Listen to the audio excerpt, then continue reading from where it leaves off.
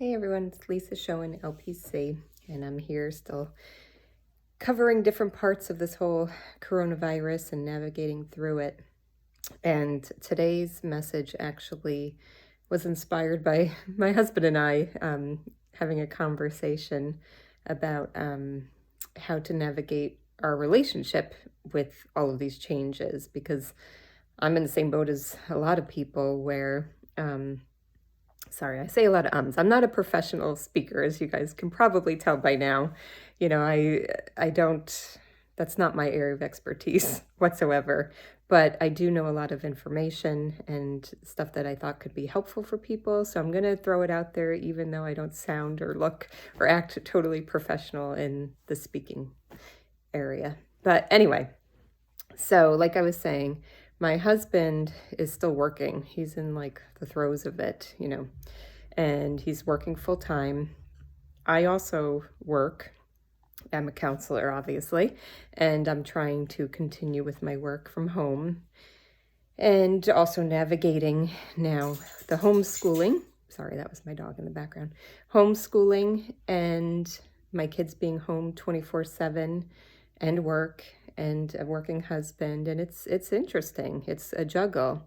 And unfortunately, the way we've had to set it up is I need to mostly do my sessions when my husband is home, because I don't want to leave my kids unattended for hours and hours all the time. So the way it's working out for right now is he's working throughout the day, and then I'm working later afternoon and evenings when he's home, which works out great work-wise and kid-wise, but it's not leaving a lot of time for just he and I.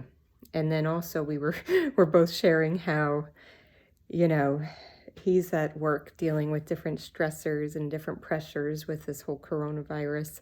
And then I'm at home juggling, like I said, working from home and my kids being at home. And, I have the demands of mom all throughout the day. So sometimes by the time we get together at the end of the night, we're both done. We're exhausted, mentally, physically, just drained.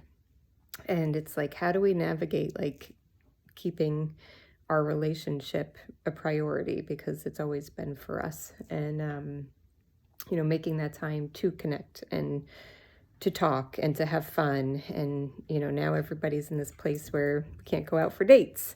So we were just talking today about ways we can navigate that, and I wanted to just pass that on to everybody else. So one thing that we came up with is just, some days we just need to veg, and, being tuned out here and there is okay.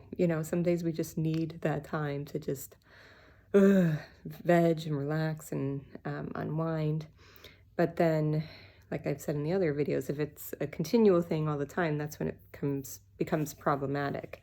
So we were saying, ways that we could still connect even when we're tapped out, doing fun activities together that don't necessarily involve a lot of talking. Like we enjoy playing games, board games or cards.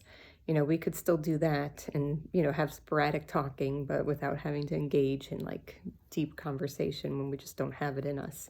Or doing a puzzle together. I bought some to kind of stock up for these times to do as a family, but my husband and I really enjoy it as well.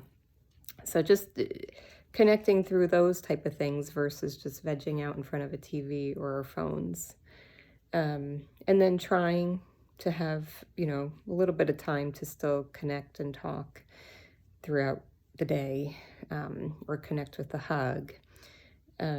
We even send little sweet texts throughout the day here and there just to say, hey, I'm thinking of you. There it is again. And lastly,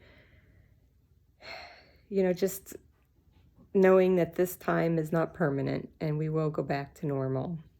And while we are in this abnormal place, maybe one last tip is just creating date nights in. We actually did that before all of this, even, where we sometimes at night when our kids were in bed, when they were younger, we'd take the monitors outside and we would just sit in our backyard and light the tiki torches and maybe even have a fire, play some music and talk. And those are some of my most cherished times with him.